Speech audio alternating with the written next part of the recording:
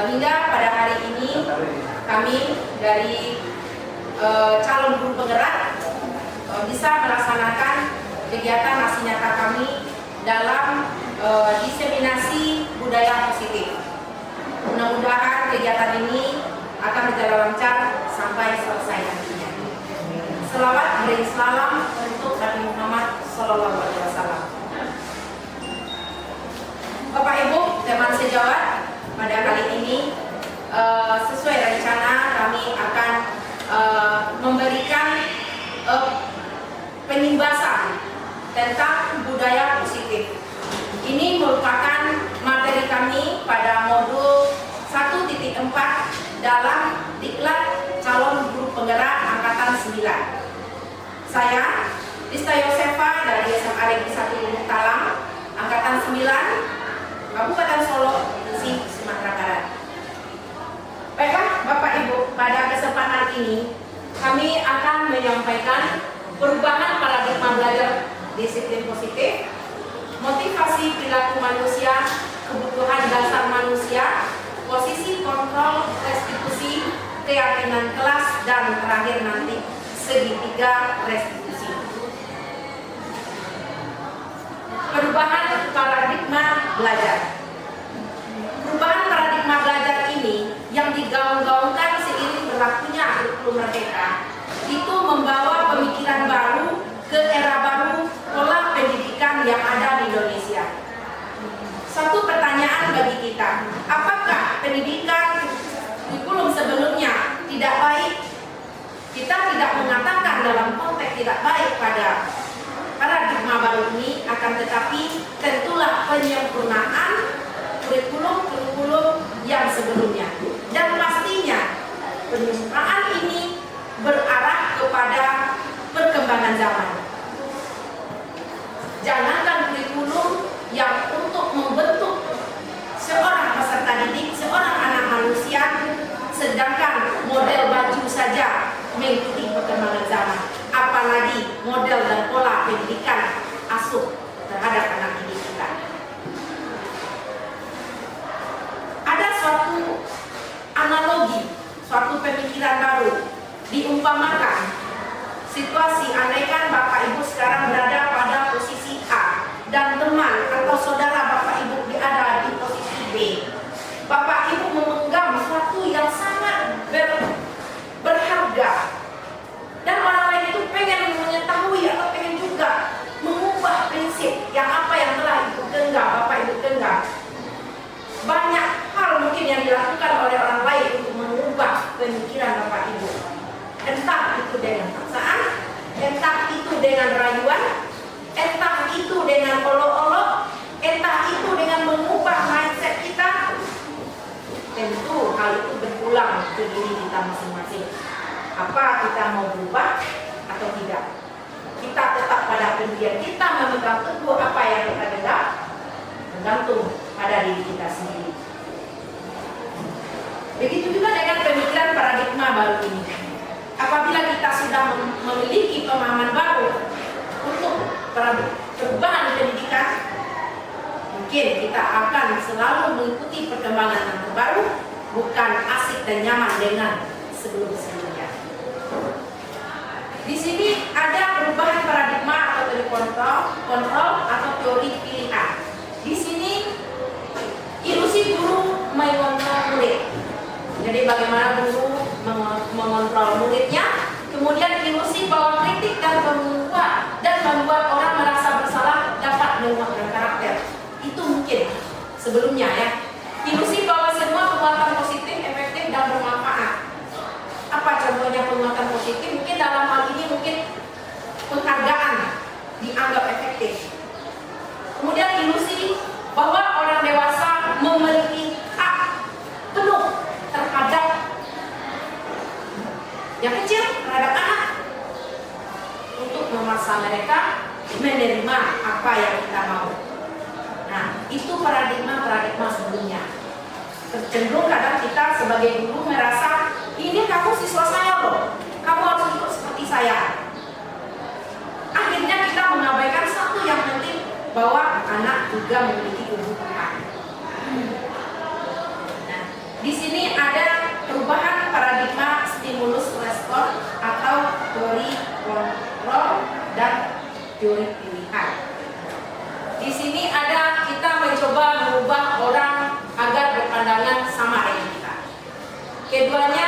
perilaku buruk dilihat sebagai suatu kesalahan. Yang ketiga, orang lain bisa mengontrol saya. Yang keempat, saya bisa mengontrol orang lain. Kemudian pemaksaan ada pada saat bujukan gagal. Gagal orang dibujuk, paksa lagi. Ya. Nah, terakhir, model berpikir menang atau kalah. Di sini muncul teori kontrol atau pilihan. Ketika kita berusaha mengubah pikiran pandangan orang berpandangan sama dengan kita, tentunya kita berusaha memahami pandangan orang lain tentang dunia. Kita punya pikiran, orang lain punya pikiran. Nah, bagaimana kita berusaha memahami pandangan orang lain tentang dunia? Begitu juga perilaku buruk dilihat sebagai kesalahan. Semua perilaku memiliki tujuan. Setiap tindakan kita mau positif maupun negatif pasti ada tujuannya. Nah, perlu kita pahami itu. Kemudian yang berikutnya, orang lain bisa mengontrol saya, hanya Anda yang bisa mengontrol diri Anda. Itu posisi kontrol. Saya bisa mengontrol diri saya, orang lain bisa mengontrol dirinya. Cuma kita perlu menekankan bahwa kita bisa mengontrol diri kita sendiri. Anda bisa mengontrol orang lain. Saya bisa mengontrol orang lain, Anda tidak bisa mengontrol orang lain. Ya. Artinya apa dalam aplikasi kita kehidupan sehari-hari? Ketika kita berpikir kita bisa mengontrol anak-anak kita, sebenarnya kita tidak bisa mengontrol mereka sesuai apa yang kita mau. Pemaksaan ada pada suatu bujukan yang gagal. Ketika kita gagal membujuk untuk baik, misalnya anak, kita gagal membujuk mereka, nah muncul sikap pemaksaan. Kalian harus seperti apa yang ibu mau, bapak mau. Nah, sebenarnya yang diharapkan adalah kolaborasi dan konsensus menciptakan pilihan-pilihan baru atau alternatif baru. Terakhir, model berpikir menang atau kalah. Sebenarnya yang diharapkan adalah model berpikir menang dan menang. Kemudian kita mengenal budaya positif. Budaya positif, nah di sini ini suatu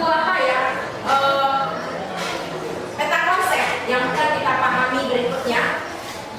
Ada di sini disiplin positif, kemudian ada tadi teori kontrol positif yang dikemukakan oleh Dr. William Glasser. Di sini nanti kita akan memahami juga tentang makna disiplin, kemudian nanti kita akan memahami model berpikir menang atau kalah, kolaborasi konsensus yang disebut tadi. Kemudian kita nanti akan memahami juga semua perilaku memiliki tujuan.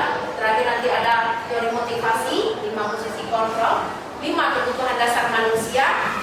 Kemudian ada nanti juga kita terakhir memahami itu segitiga restitusi.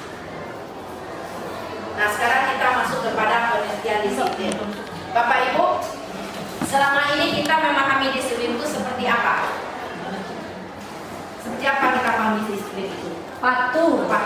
Ketika ada anak melanggar tata tertib, kita langsung, kapan kamu mau jadi orang disiplin? Jadi pengertian yang salah mungkin kita mengartikan bahwa yang makna disiplin itu tidak seperti itu. Nah, kenapa kita selama ini didoktrin dengan pikiran itu? Ketika anak melanggar tata tertib, kamu tidak disiplin. Kembali kita kemana asal kata ya? Asal kata disiplin itu dari bahasa Latin itu disiplina. Artinya belajar. Kemudian mana asal kata ini berkonotasi dengan disiplin diri. Ya, disiplin diri membuat orang mengenali potensinya. Apa potensi yang ada dalam dirinya, kemudian dia konsisten dengan apa yang ada dalam dirinya itu bisa dalam kategori disiplin. Nah, namun dalam budaya kita mana kata disiplin telah berubah menjadi sesuatu yang dilakukan oleh seseorang kepada orang lain untuk mendapatkan dalam tanda kutip kepatuhan. Ternyata dalam pergeseran makna dalam konteks budaya kita, disiplin justru diartikan bahwa seseorang mematuhi peraturan yang dibuat oleh orang lain, yang diproduksi oleh orang lain. Nah, apakah itu perusahaan membuat peraturan-peraturan? Nah, kemudian ketika ada karyawan yang melanggar, berarti dia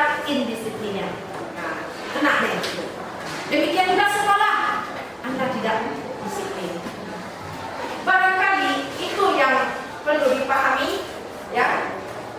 Kecenderungan umum adalah mengumpulkan kata disiplin dengan ketidaknyamanan, bukan dengan tujuan apa yang kita hargai atau pencapaian suatu tujuan yang mulia.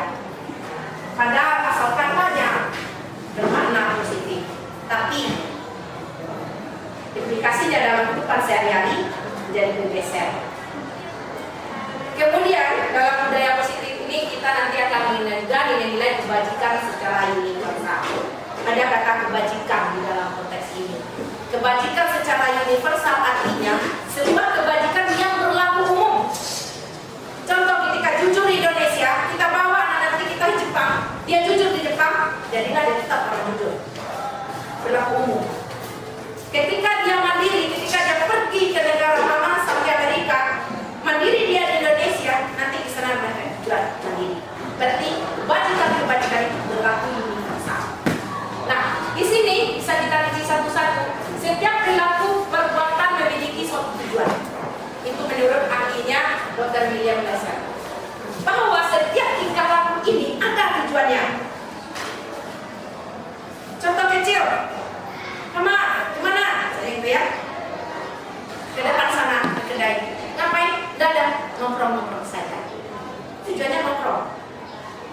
Mungkin pergi menghilangkan beban, pergi enjoy. Nah, seperti adalah tujuannya.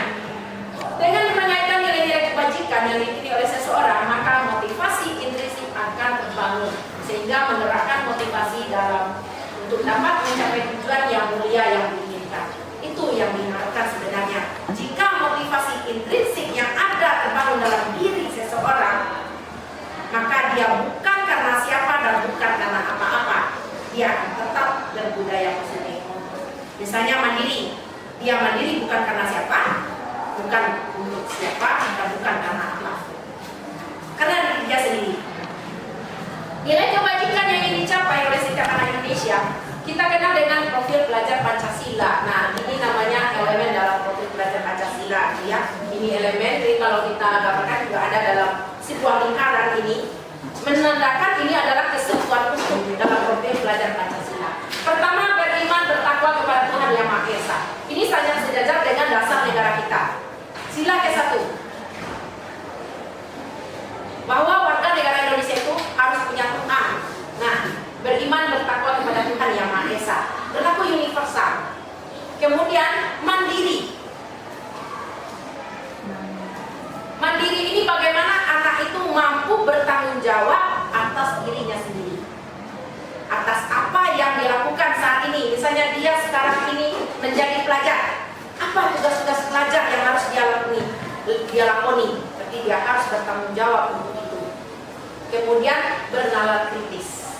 Bernalar kritis adalah mampu dia melihat, mengembangkan daya ingatannya lebih dari sekedar apa yang dilihat. Mampu menangkap makna-makna di balik makna. Kebetulan saya orang bahasa Indonesia, ya. Jadi ada satu makna yang tercantum dalam sebuah informasi, misalnya anak bisa menangkap informasi lain dari informasi yang disampaikan. Contoh, ketika ada berita seorang pelajar yang tertangkap karena narkoba, mungkin beritanya di sana bagaimana anak itu tertangkap, bagaimana anak itu sampai terlibat, bagaimana anak itu akhirnya diproses. Mungkin beritanya isinya itu. Tetapi apa makna yang sebenarnya yang disampaikan adalah bahwa tentu anak-anak sangat terancam oleh narkoba. Kemudian kemana peran orang tuanya? Nah, jika anak kita sudah mampu menganalisa sejauh itu, artinya anak kita sudah ada pada level bernalar kritis. Dan inilah yang ingin kita capai sebenarnya. Kemudian berkebinekaan global. Artinya bagaimana dia berkembang dengan identitas dia tadi. Saya orang Minangkabau. Saya punya mama dan keluarga. Ketika dia sampai ke nasional yang telah berbaur dengan anak berbagai daerah, dia tetap bercirikan Minangkabau, tetapi dia menerima perbedaan yang majemuk tadi. Nah, ini namanya berkebinekaan global. Dia menghargai bagaimana budaya daerah lain, tetapi dia bisa menempatkan karakteristiknya sebagai anak Minangkabau. Itu yang kita harapkan. Kemudian juga budaya kita bergotong royong ya. Ada filosofi Minang mengatakan cukup bergotong royong ini ya. Pada kato dan mufakat pada boleh aja deh dulu. Nah, itu menunjukkan kegotong royongan ke bermufakat. Nah, di sini sangat apa? Tetapi ini juga ada dalam Pancasila kita. Ini budaya luhur nenek moyang kita ini. Makanya terdapat dalam profil belajar Pancasila. Terakhir kreatif. Kreatif di sini menuntut anak kita bisa berkreasi sesuai bakat yang ada. Misalnya guru prakarya mengajarkan, mencontohkan pembuatan seperti ini misalnya. Dia lebih dari apa yang dia kembangkan. Dia punya kreasi sendiri. Nah, kalau kami di jurusan Bahasa Indonesia, kami meminta mereka membuat puisi dengan tema yang ada, kemudian bertanya, Ibu, saya punya tema lain, Bu, boleh tidak? Kenapa kita batasi mereka dengan tema? Kenapa tidak dibebaskan? Silakan, apa yang terpikir olehmu? Nah, itu bentuk kemampuan kreatif. Nah, kita lanjut. Disinilah nanti kita lanjut dengan motivasi perilaku manusia. Di sini ada motivasi 2 ya. Sesuai panahnya di sini ada 2 untuk menghindari ketidaknyamanan atau hukuman. Ini masih bersifat eksternal. Dicontohkan di sini, ketika ada peraturan dan berbunyi ada hukuman, ketika dia berbuat salah dan hukuman, anak menerimanya. Pertama dia menghindari ketidaknyamanan. Contoh, biarlah saya oke saja apa kata ibu itu, apa kata bapak itu, saya ikutin aja daripada bikin masalah. Tapi apakah itu bertahan sampai nanti? Tidak ada jaminan, karena sifatnya eksternal. Ketika guru itu tidak ada, ketika ganti guru mata pelajaran, hilang yang kita berikan tadi. Nah, kemudian begitu juga ini kedua, mendapatkan imbalan atau penghargaan jika saya melakukannya.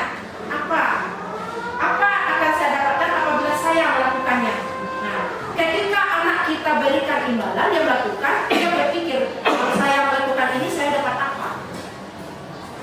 Jika ini motivasi eksternal ini dibawa terbentuk dalam psikologi seseorang, kita dapat bayangkan Bapak Ibu, ketika nanti dia sudah masuk di dunia kerja, ini parah nih. Dia akan menerima pekerjaan kalau ada imbalan. Ini efek dari yang eksternal tadi. Namun yang diharapkan adalah motivasi internal, yaitu bagaimana dia menghargai dirinya sendiri. Saya akan menjadi orang seperti apa bila saya melakukannya. Nah, maksudnya di sini dia disiplin. Makanya dia memegang dalam dirinya, saya akan menjadi orang yang menghargai waktu. Jika itu sudah tertanam, ini akan menetap dalam dirinya. Karena dia menghargai waktu bukan di atas guru matematik, bukan atas guru PPKN. Demikian juga misalnya dengan dia berperilaku positif untuk sholat 5 waktu misalnya. Karena dia memang kesadarannya dia tuh ingin sholat. Bukan karena ada absensi sholat, bukan karena ada laporan agenda harian untuk sholat, bukan karena ada mukena baru dari mamanya, lantas dia sholat. Nanti begitu mukenanya tidak baru lagi, berarti sholatnya gitu. Nah, itulah yang kita harapkan di sini. Motivasi intrinsik. Sebuah filosofi dari Ki Hajar Dewantara. Merdeka itu artinya tidak hanya terlepas dari perintah, tetapi juga cakap buat memerintah diri sendiri. Nah, hadap ini kita pahami bahwa Bapak Ibu, ketika kita menjadi bagian dari sebuah institusi, sudah pasti kita menerima perintah atau mandat kerja. Contoh kita di sini, kita guru di sekolah SMA 1 Gunung Talang ini. Ada suatu program yang diterima oleh sekolah kita. Kita menjadi bagian dalam program itu. Dengan SK penunjukan, otomatis itu namanya sudah perintah dari atasan. Hidup kita ini memang dipenuhi oleh perintah ketika kita masuk dalam sebuah organisasi, masuk dalam sebuah institusi. Akan tetapi, ketika kita sudah ditunjuk menjadi sebuah ketua misalnya, menjadi ketua misalnya, kita sudah berada pada posisi itu. Apakah kita benar tunjuk dengan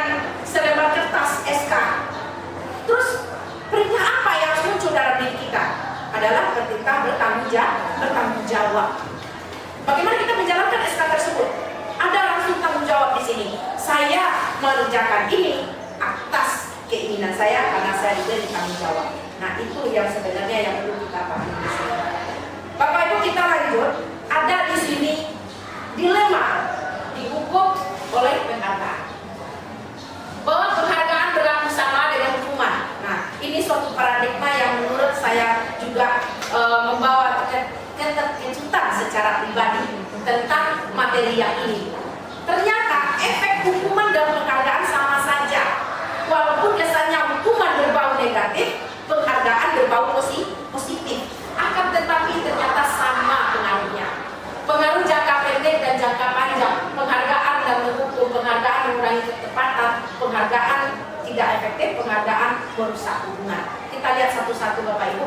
Pengaruhnya jangka panjang atau jangka pendek? Ya sudah pasti jangka pendek. Kenapa? Seperti saya awal contohkan tadi. Ketika menerapkan sebuah hukuman sama anak.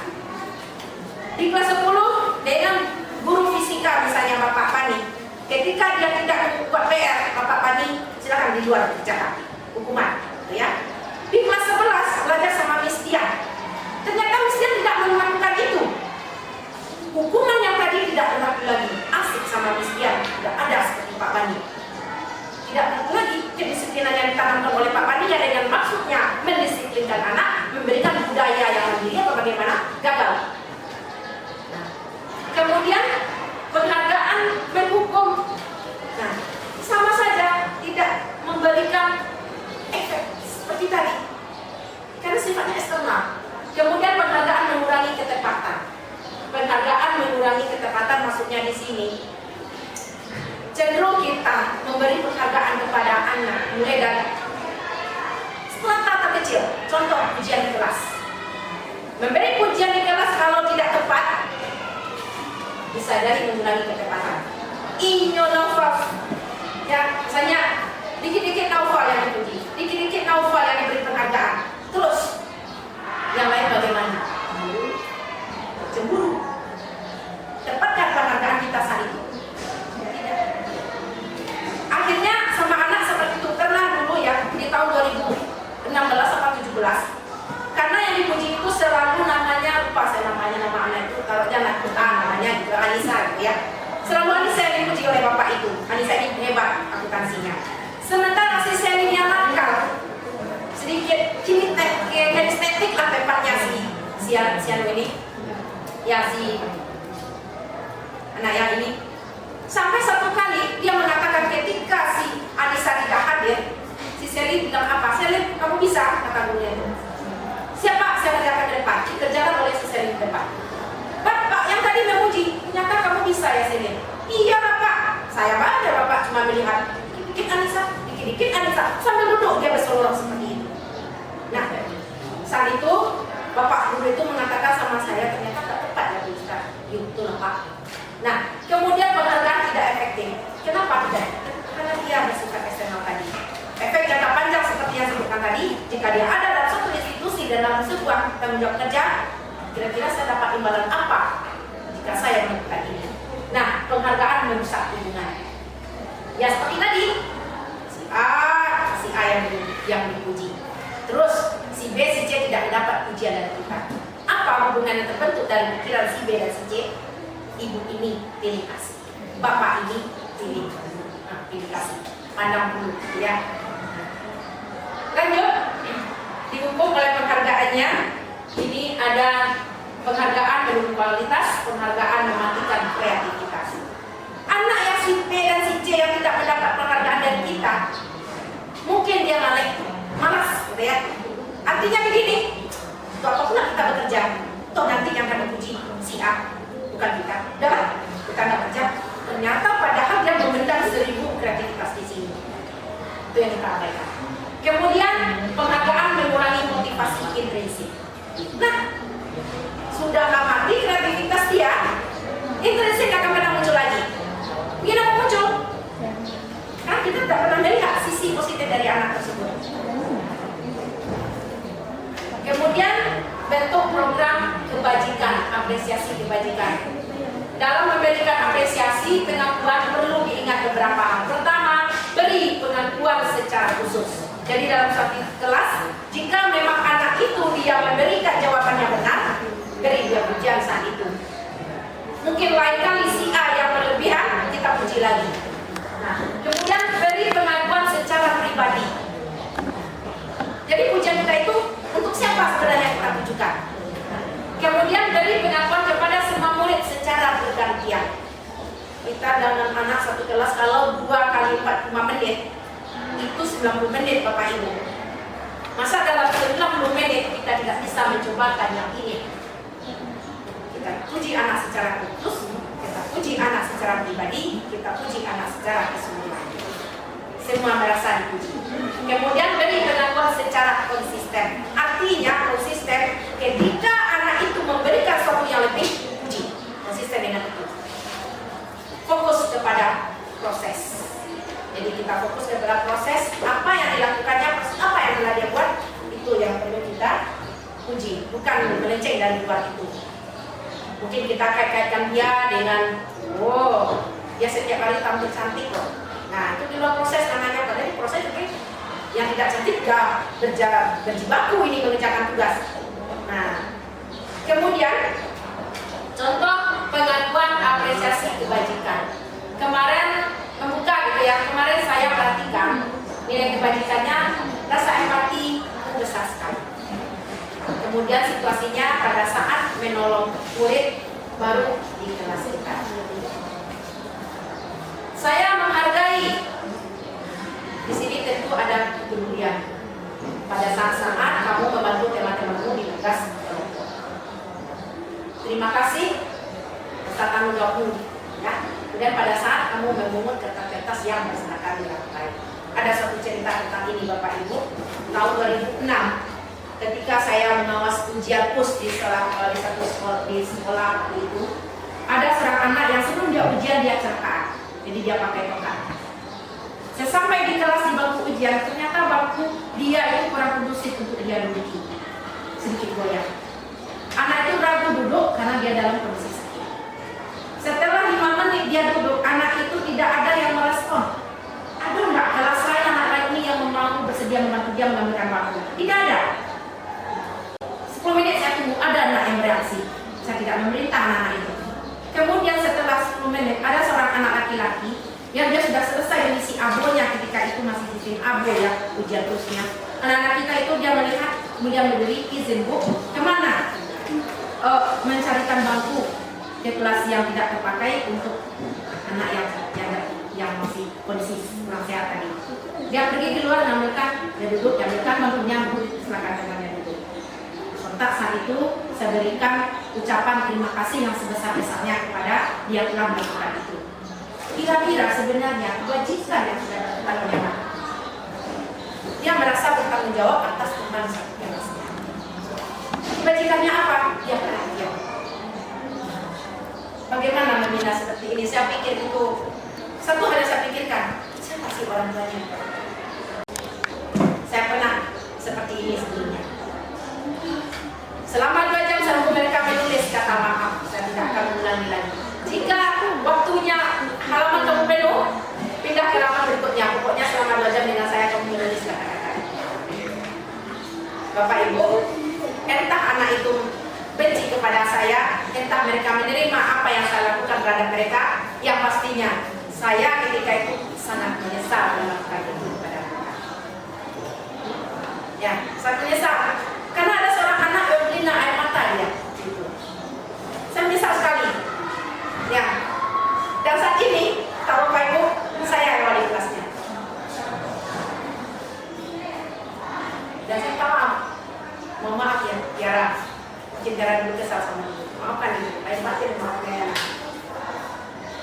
Oke kan, kita seenak dewek kan. Hukuman, merasa berkuasa atas anak. Murid diminta push up, apalagi close up, menggantikan kertas tugas teman yang telah dicoret-coret. Nah, ini perbedaan hukuman dengan konsekuensi. Hukuman dan konsekuensi secara bias hampir sama, karena ada anak mendapatkan rasa yang sakit yang sama. konsekuensi, dia merupakan pertanggungjawaban atas kesalahan yang dia berbuat. Ketika dia mencoret-coret punya teman, tanggung jawabnya apa? Dia mengganti teman-temannya. Ketika dia menjengkol air di atas meja kemudian tumpah, ya, dia membersihkan sendiri. Itu konsekuensi dari kesalahan.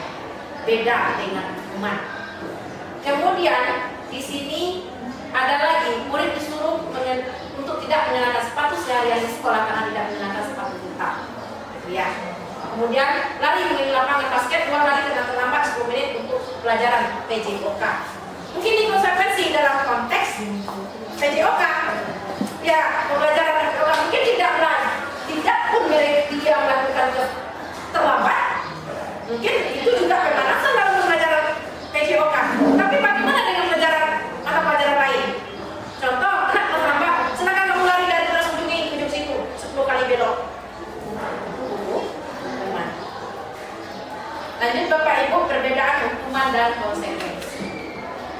Hukuman sesuatu yang menyakitkan harus terjadi. Kalau sempak seperti ini jangka panjang terkena lupa. Pengalaman saya Bapak Ibu, ketika saya SMA kelas 1, saya sakit hepatitis, saya tidak masuk selama 3 minggu dan saya tidak mengerjakan tugas formatif ketika itu. Guru matematik saya tidak menerima tugas saya, dan dia tidak menerima, dia bilang saya tidak menerima, Anda sudah terlambat.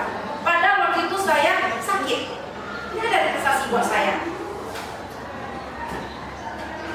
Apa yang saya lakukan Bapak Ibu?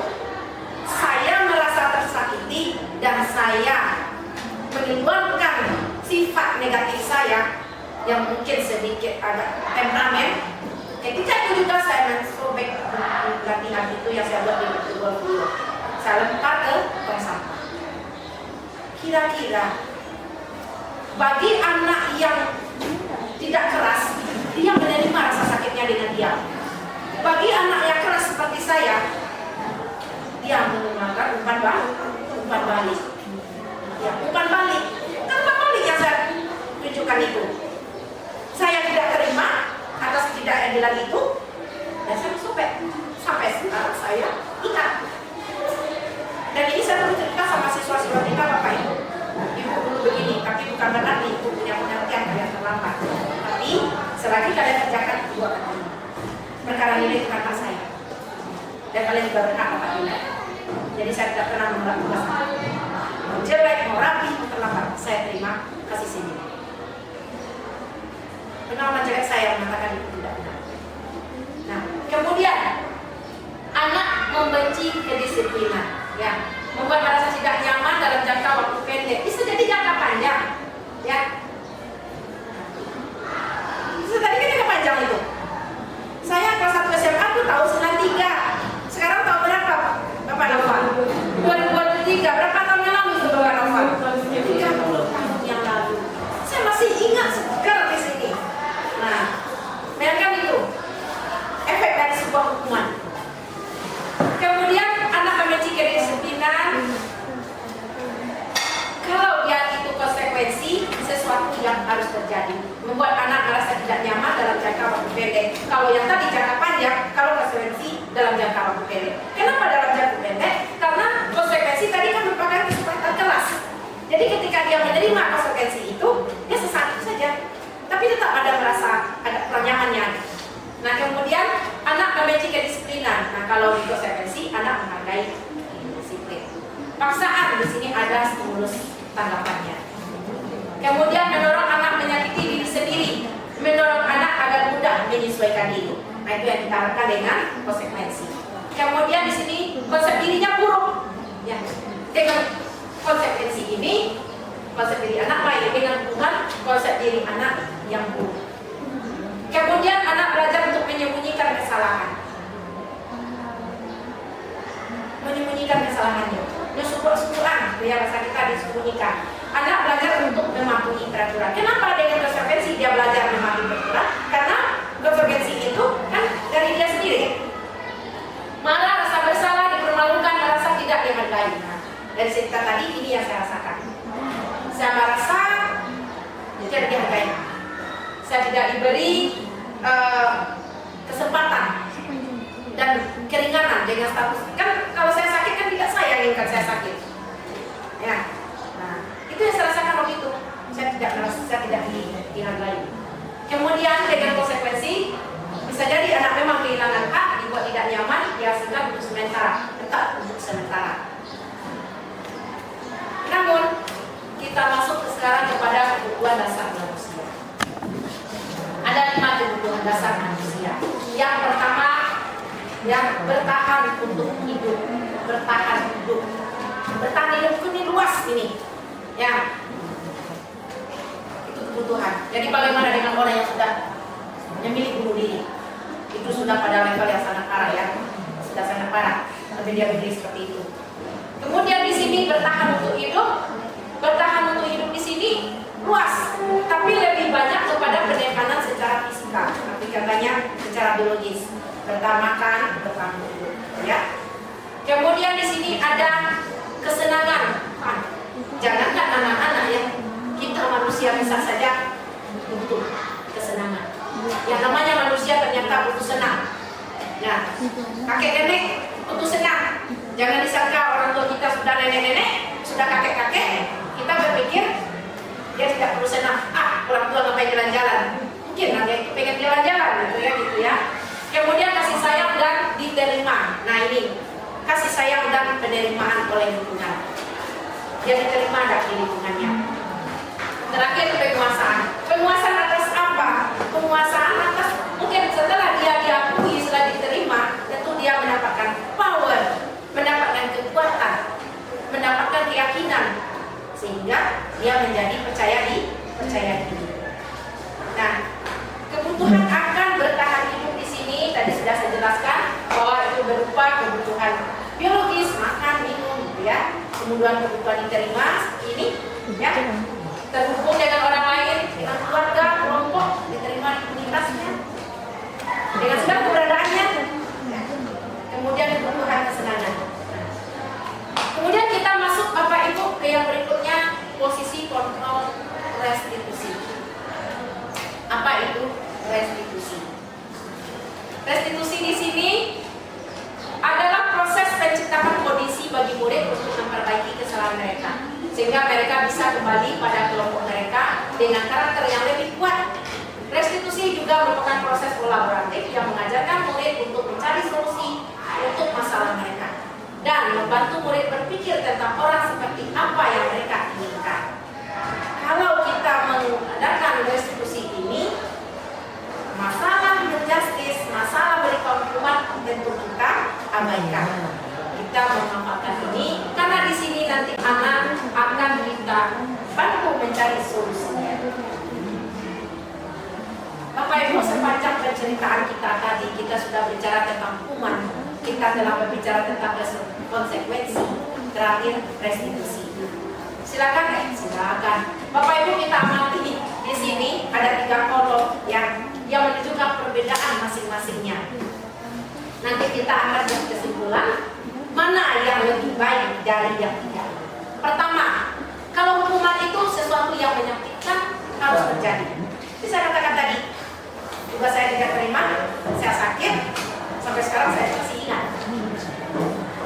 Kalau konsekuensi sesuatu yang harus terjadi. Ketika anak menumpahkan air, dia harus membersihkan. Ya, dia harus membersihkan. Betul itu atas kejadian dia, atas karena dia air itu tumpah. Tetapi memang anak diminta tanggung jawab, pasti anak akan ada rasa sesal di sini. Apa dalam hati anak? Coba saya tidak melupakan. Saya tidak mengerjakan itu, ya. Sementara restitusi merupakan pilihan. Yang kedua, tidak nyaman untuk murid atau anak untuk jangka waktu yang panjang. Tadi kita sudah ceritakan tentang pengalaman saya. 30 tahun masih ingat, gitu ya. Nah, kemudian sementara konsekuensi tidak nyaman untuk murid atau anak dalam jangka waktu yang pendek. Kenapa pendek? Misalnya di semester ini, ya, Ibu Soya membuat kesepakatan dengan siswanya begini. Mungkin dengan guru yang lainnya berikutnya tidak ada lagi kesepakatan itu.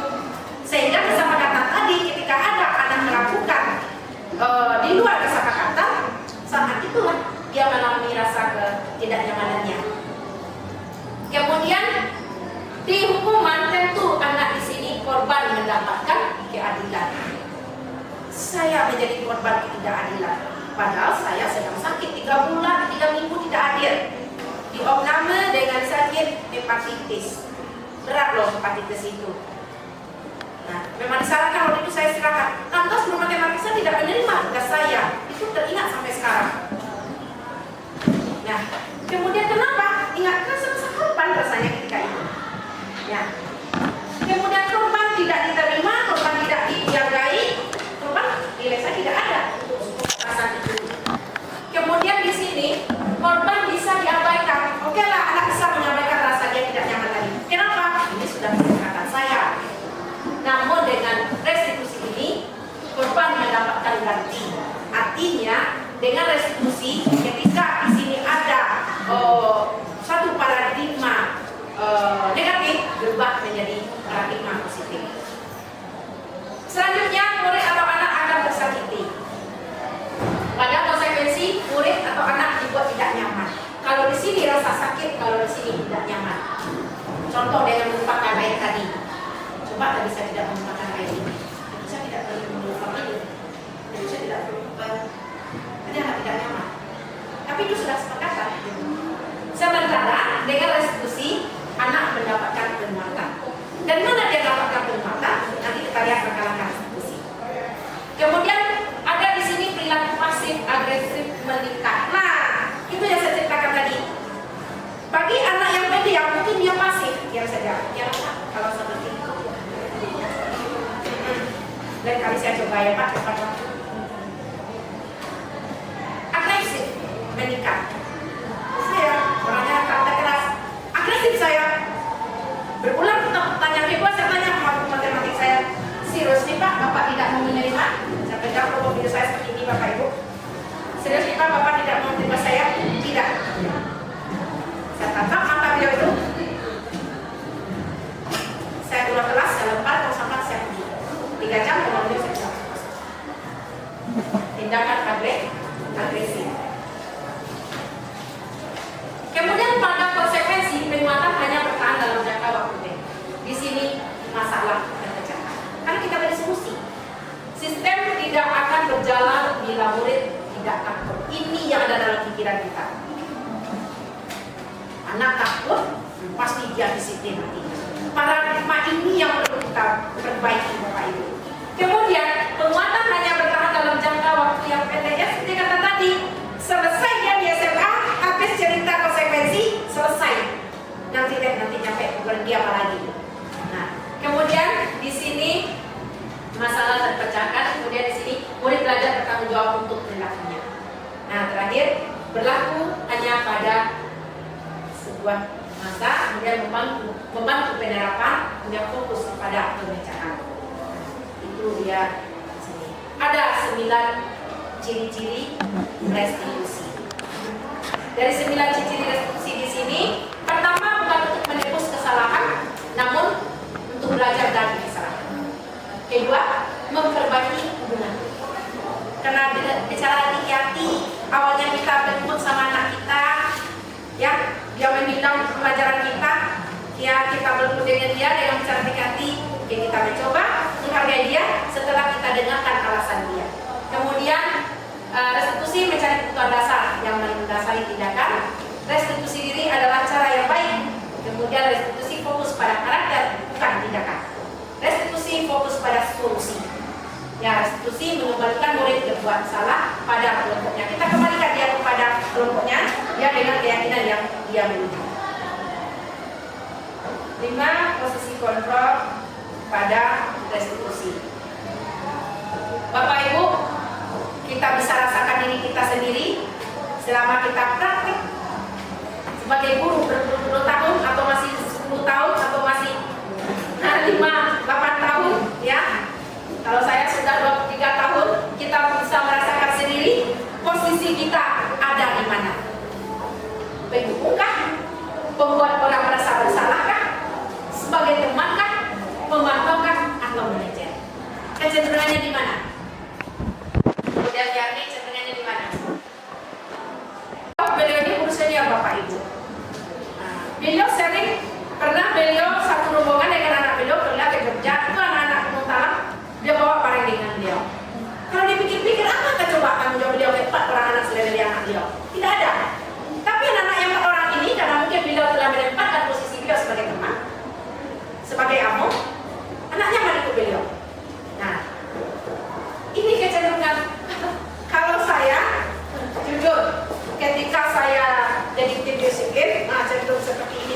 sekali gitu ya. Tapi cerita di sini, ketika tim yang lain sudah mengumpulkan anak yang terlambat, ini tulisannya terlambat, saya berceramah sepanjang mata. Ini dia. Lantas ada rasa bersalah. Entah apa bukan itu ya. Nah, kemudian sebagai teman, saya sering juga berlaku sebagai teman di sini. Ya. Kemudian pemantau ya sering juga sebagai tim disiplin. Ketika ada anak berperilaku, dikit-dikit aturan.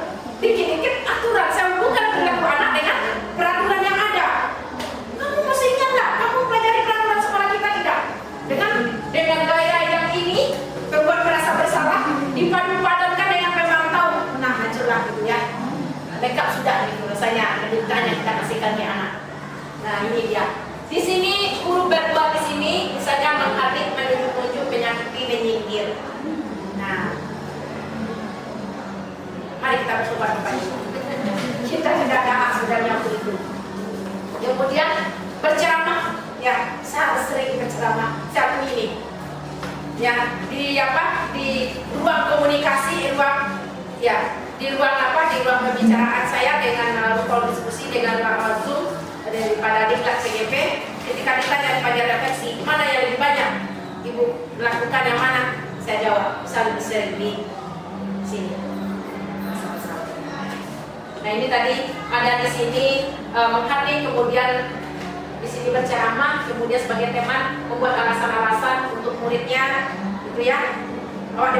Dengan berteman sama anak, menilai-ilahkanlah alasan yang positif untuk anak. Kemudian di pemantau, begitu dan mengukur, saya katakan tadi, ditimbang kamu sekian kali, nah apalagi sekian poin, gitu ya, sekian poin kamu. Kemudian mengajukan pertanyaan-pertanyaan. Ya, ketika ada restitusi kita bertanya. Sebagai manajer kita terapkan restitusi bertanya. Pasti ada anak alasan melakukan itu. Ada motivasinya. Kemudian menghukum kalau kamu tidak melakukannya, awas ya. Dibuat bersalah sama saja. Kamu seharusnya sudah tahu ini. Ya. Ibu tidak capek seperti ini. Berprotes kalau kalian. Tadi saya mengajar 10 jam. Nah, kata Pak Ibu dan anak kita mengajar 10 jam. Ya. Satu kelas saja 36 saya hadapi. Kali 4. 100 sekian saja. Itu stres tidak. Ya. Apa yang kamu butuhkan ke anak? Kita berharap anak kasihan sama kita, tapi anak merasa bersalah jadinya. Nah, kemudian dengan teman, ayolah kita lakukan demi ibu. Nah, akhirnya demi ibu, mungkin kelak suatu saat anak juga berucap seperti itu kepada kita. Ayolah bu, saya bu.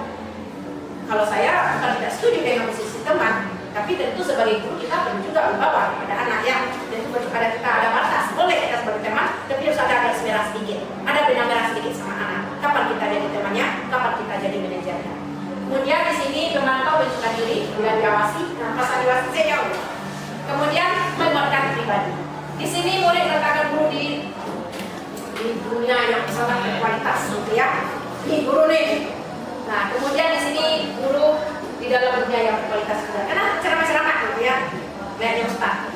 Kemudian kalau teman murid diletak guru sebagai orang yang sangat penting di dunia yang berkualitas. Masih murid juga punya. Murid meletakkan guru pada peraturan dan hukum di dunia yang berkualitas.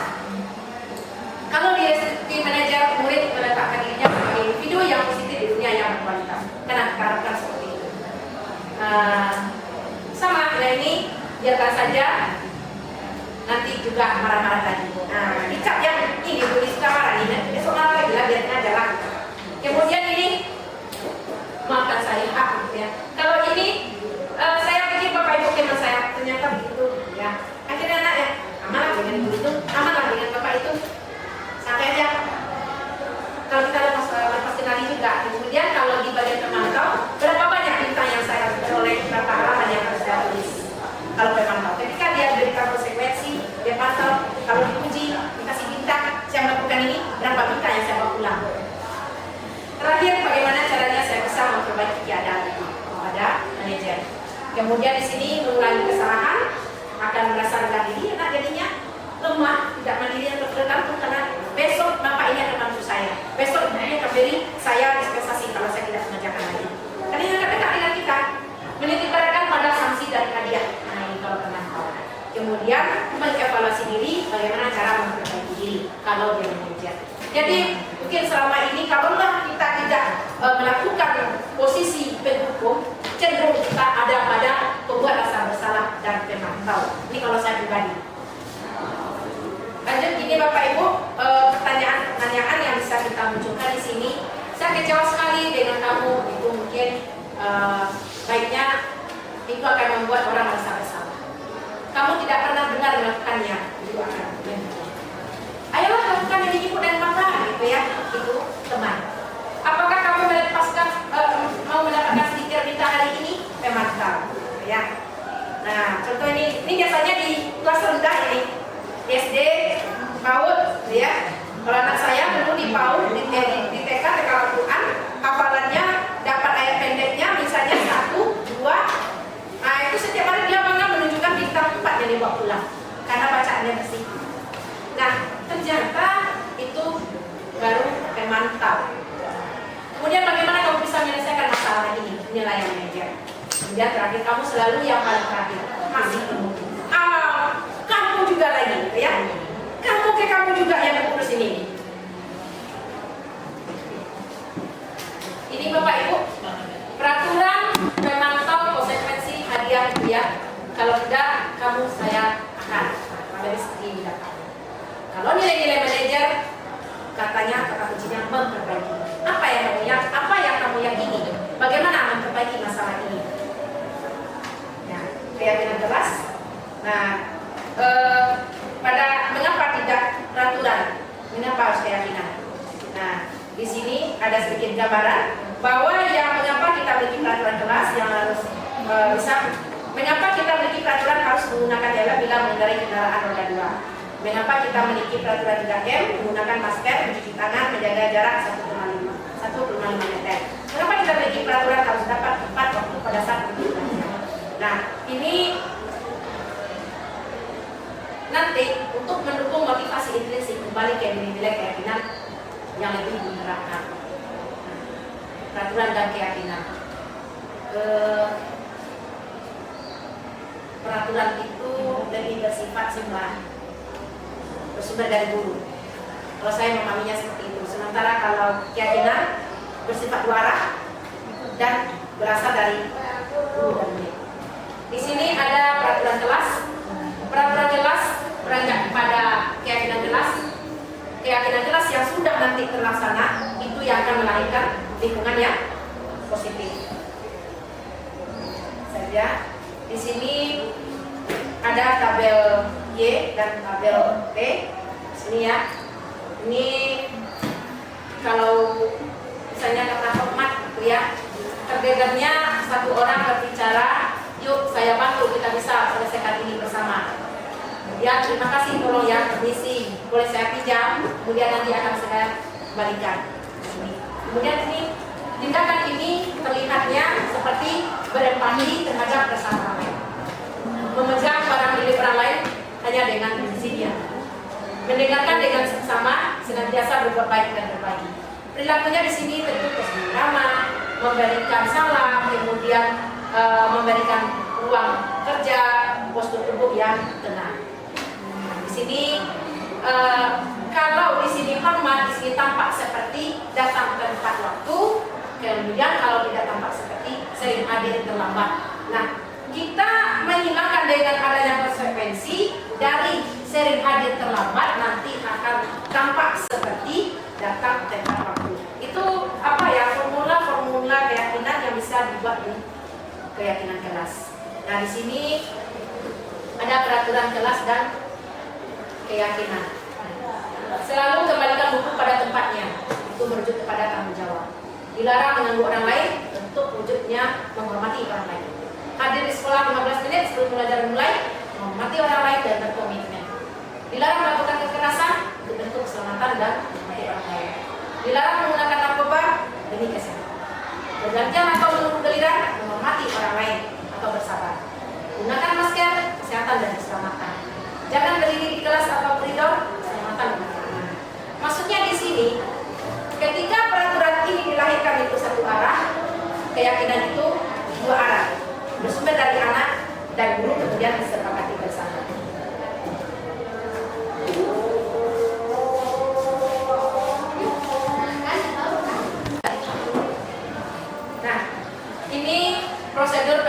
keyakinan sekolah atau kelas. Pertama memang berpendapat dengan anak di kelas. Habis itu menyusun keyakinan berdasarkan masukan-masukan dari seksi kelas, dari warga kelas. Kemudian ditinjau ulang, baru dikukuhkan menjadi keyakinan kelas yang akan disepakati bersama. Nah, ini bentuk kegiatannya. Terakhir kita masuk ke segitiga restitusi. Segitiga restitusi di sini, yang pertama dalam tahapan segitiga restitusi di sini ada menstabilkan identitas, kemudian validasi kebutuhan, kemudian menanyakan keyakinan. Ya.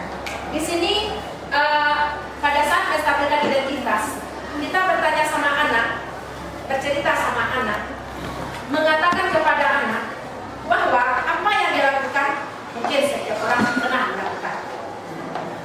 Kemudian pada saat memvalidasi, kamu tentu punya alasan melakukan itu. Tetapi ada cara lebih efektif dari itu.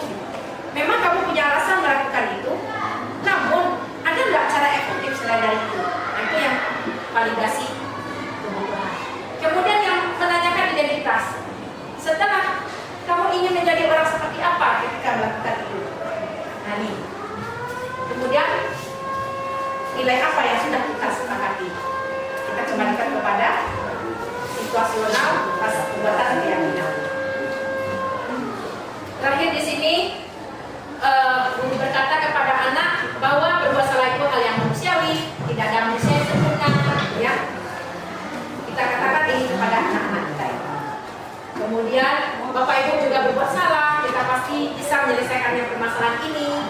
Ya, Bapak Ibu tidak tertarik untuk mencari tahu siapa yang benar, siapa yang salah. Bapak lebih tertarik pada penyelesaian masalah ini, misalnya ya. Kalau kamu menyalahkan dirimu sendiri terus-menerus, apa kamu akan bersikap baik kepada dirimu sendiri? Kita perlu yakin kepada mereka. Lanjut, mungkin sebelum kita refleksi, ya, sebelum kita refleksi, di sini ada video restitusi yang bisa saya tampilkan di sini.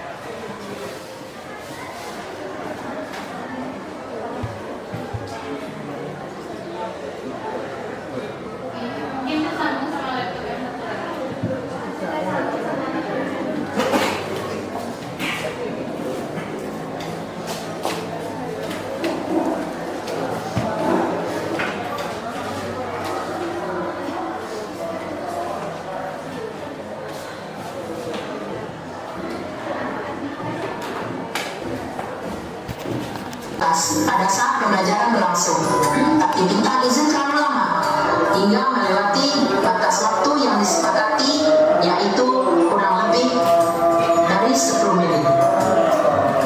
Berikut demonstrasinya. Bintang, tadi kamu izinkan di jam pelajaran Ibu? Ya. Mengapa kamu izinnya terlalu lama? Ya, tadi saya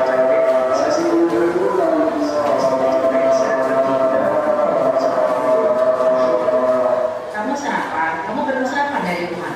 Ya Bu, tadi saya belum sarapan. Oh begitu. Iya sih, kalau beberapa kita sarapan, itu kita lagi makan. Jika ibu demikian, ibu juga akan sarapan.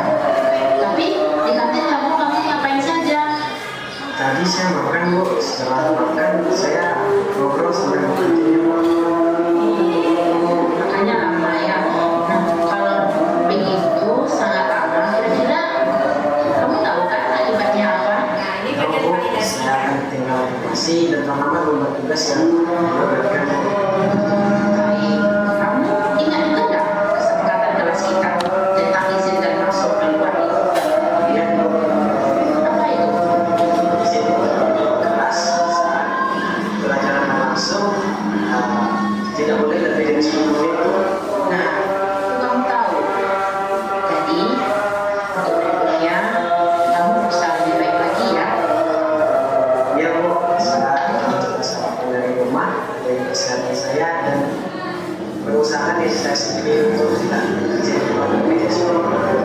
Baik, nah jika itu kamu terapkan, kira-kira kamu akan jadi lebih bagaimana?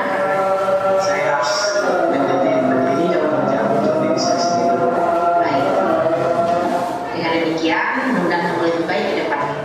Selamat ya Bapak ya. Baik, seperti itu. Baik, cukup resolusi yang kita kembangkan pada kita.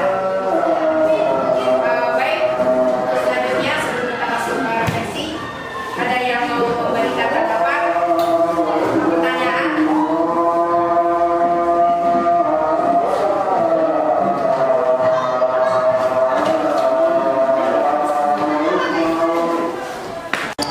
Pada kasus 1, Bintang minta izin keluar kelas pada saat pembelajaran berlangsung, tapi Bintang izin terlalu lama hingga melewati batas waktu yang disepakati, yaitu kurang lebih dari 10 menit. Berikut demonstrasinya. Bintang, tadi kamu izinkan di jam pelajaran Ibu. Iya Bu. Mengapa kamu izinnya terlalu lama? Iya Bu, tadi saya ke toilet, saya sakit perut Bu. Sampai saya ke toilet, saya pergi ke kantin buat sarapan Bu. Maaf Bu.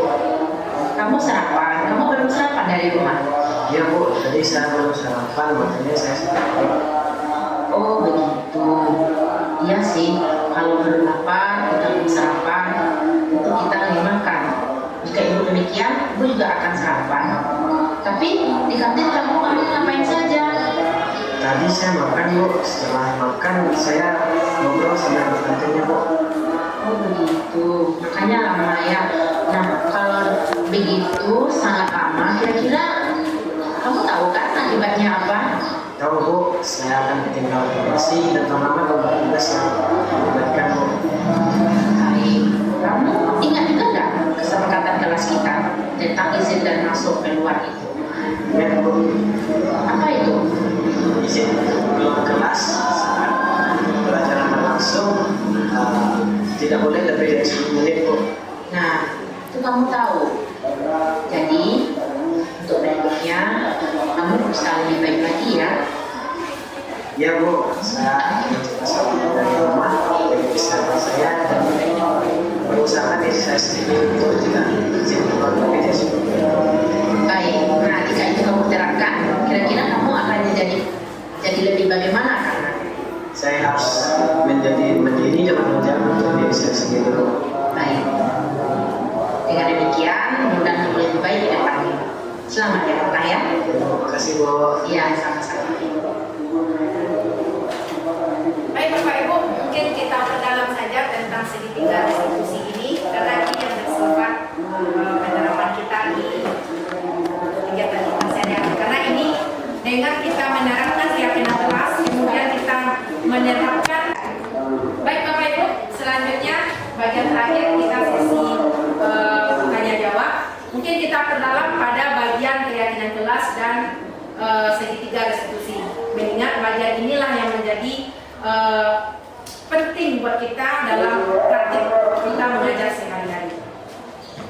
Bapak Ibu, ada mungkin yang terasa pada bagian segitiga restitusi ini, silakan. Atau yang lain juga boleh. Kan masih banyak hal menarik yang menjadikan paradigma pendidikan baru pada saat ini. Silakan, Bapak Ibu. Ya, coba Ibu Rici. Terima kasih Bu Lista untuk penampilan Bu Lista luar biasa saya lihat karena di sini saya bisa introspeksi diri saya Bu Lista. Selama ini bagaimana posisi kontrol yang telah saya laksanakan. Terkadang saya sering melakukan sebagai posisi kontrol teman dan terkadang ketika emosi saya tidak terkontrol saya di posisi sebagai penghukum. Jadi dari sesi Bu Lista ini terlihat jelas bagaimana posisi kontrol yang baik, yaitu posisi manajer. Terima kasih Bu. Ya baik, makasih Bu Rici atas tanggapannya. Baik, ada yang bertanya tidak? Ya, mungkin ada bertanya terus kita bagaimana ke depannya atau tentang berbagai hal yang diragukan. Ya, silakan. Oh, saya masih bingung Bu, apa bedanya peraturan kelas dengan keyakinan kelas sebenarnya Bu? Ya, seperti yang saya jelaskan tadi, peraturan kelas dan keyakinan kelas itu mungkin kita bisa mengambil garis di sini. Ketika peraturan kelas itu ada, biasanya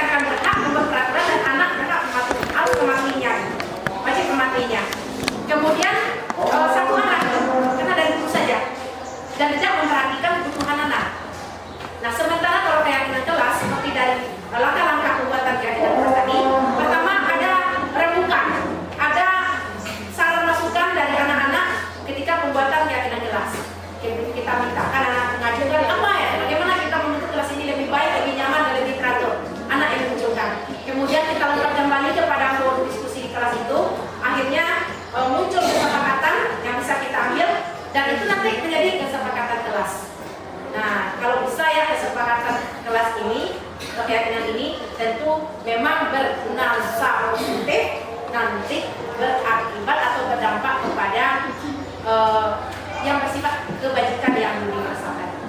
Misalnya anak taat pada waktu masuk, nanti anak akan menjadi anak disiplin waktu, menghargai waktu tepatnya. Kemudian anak yang menghargai temannya di kelas, tentu nanti akan menjadi anak yang biasa menghargai orang lain. Nah, lebih seperti itu Bu Cici. Ada lagi Bapak Ibu? Jika ada,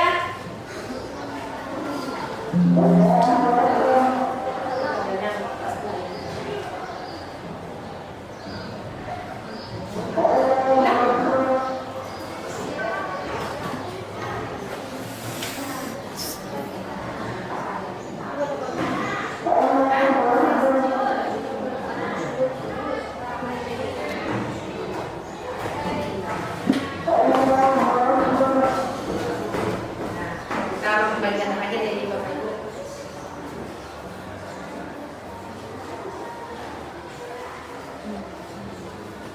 Terakhir kita melakukan refleksi. Sini sudah ada semuanya tadi. Kita refleksi. Di sini singkat saja. Secara keseluruhan kita ambil ada hal yang baru yang Bapak Ibu peroleh sepanjang penjabaran ini. Tentu ada ya. Hal baru apa yang mengubah paradigma saya setelah saya mendapatkan materi ini? Sebutkan saja salah satu. Apa hal baru? Terus semuanya disebutkan. Satu saja. Apa yang baru? Apakah tentang yang uji? Hal baru yang saya dapatkan ketika belajar tentang budaya positif ini adalah seharusnya kita sebagai seorang guru itu bertindak sebagai manajer terhadap siswa. Mungkin hanya itu. Ya. Kita sebaiknya melakukan manajer. Mudah-mudahan kita nanti menjadi manajer semuanya ya. Manajer kepada anak kita.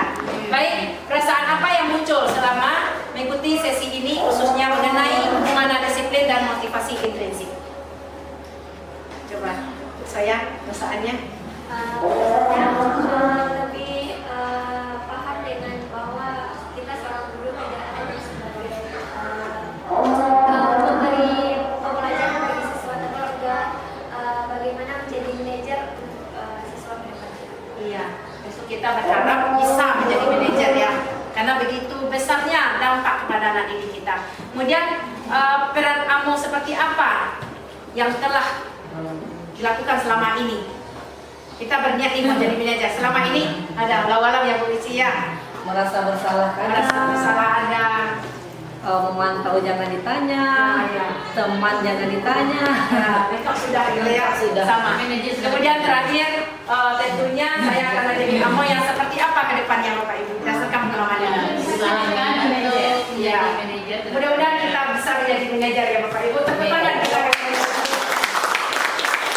Baik, demikianlah sesi kita hari ini, pembahasan budaya positif dari saya. Saya Lista Yosefa, CGP Angkatan 9. Mohon maaf atas segala kekurangan.